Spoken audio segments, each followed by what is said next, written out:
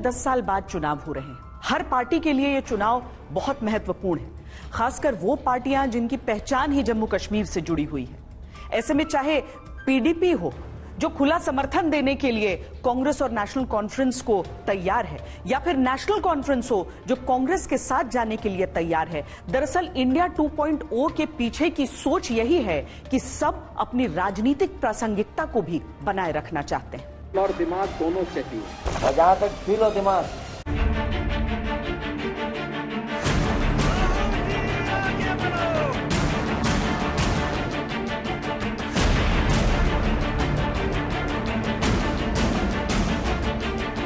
an alliance or a seat sharing is a compromise. So Congress has compromised, National Conference has compromised. BJP को हराने के लिए ही लोकसभा चुनावों से पहले इंडिया गठबंधन तैयार हुआ था। व्यक्तिगत हितों के ऊपर बीजेपी को हराना सबकी वरीयता में शामिल था। जम्मू कश्मीर में गठबंधन की वही कहानी है।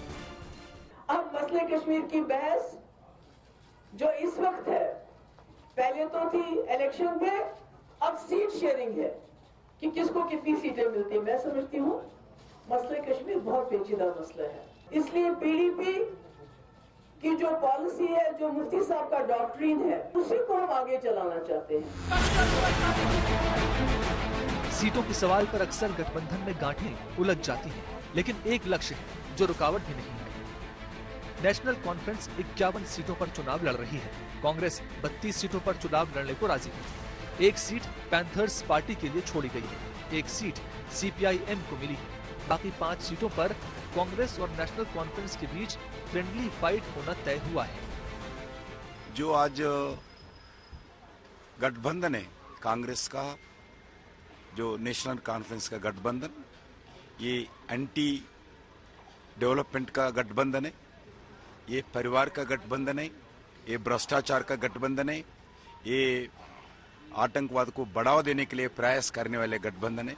नेशनल कॉन्फ्रेंस की करनी और कथनी में फर्क नहीं है। हम जो कहेंगे वो करेंगे, क्योंकि हम बीजेपी की तरह नहीं हैं। बीजेपी झूठ बोलने में हेडमास्टर है।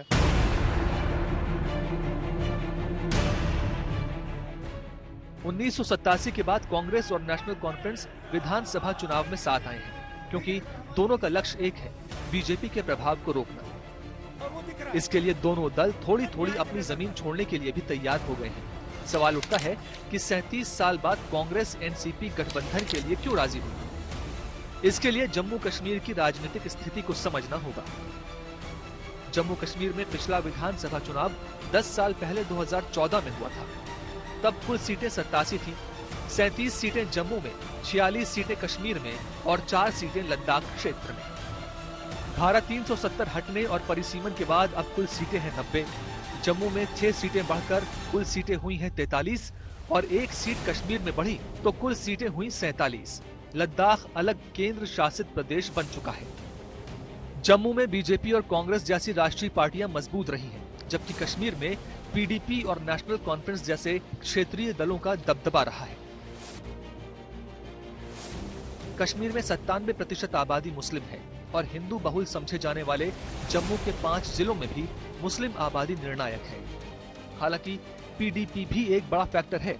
वो जितना मजबूत होगी, कांग्रेस एनसी गठबंधन को उतना ही नुकसान बढ़ेगा। पीडीपी अपने दम पर मैदान में है। अगर ये ताकत है हुर्रियत लीडरों को जेल से रिहा करना, बीजेपी की बातचीत करवाना सेपरेटिस्ट के साथ, एलके अडवाणी जैसे, तो वो पीडीपी करवा सकती है और कोई नहीं करवा सकता है। ये नेशनल कॉन्फ्रेंस सिर्फ अपने मफाद के लिए सरकार बनाना चाहती है। जब सरकार बनती है कहते हैं हिंदुस्तान जिंदाबाद, इलेक्शन हलाल है। जब सरकार नहीं बनती है तो कहते हैं इलेक्शन हराम है, जो इन्होंने 22 साल यहाँ राजकुमारी चलाई।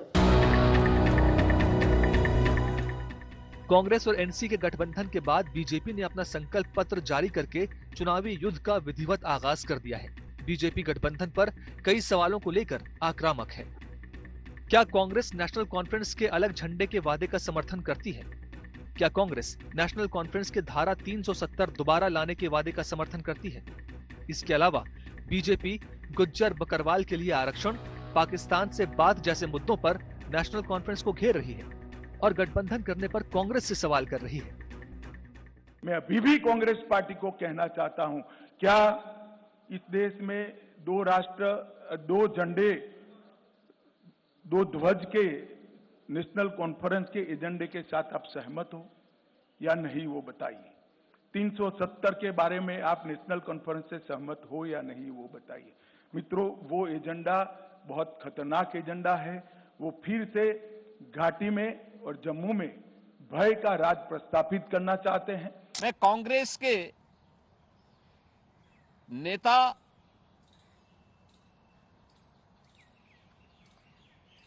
श्री राहुल गांधी से पूछना चाहता हूं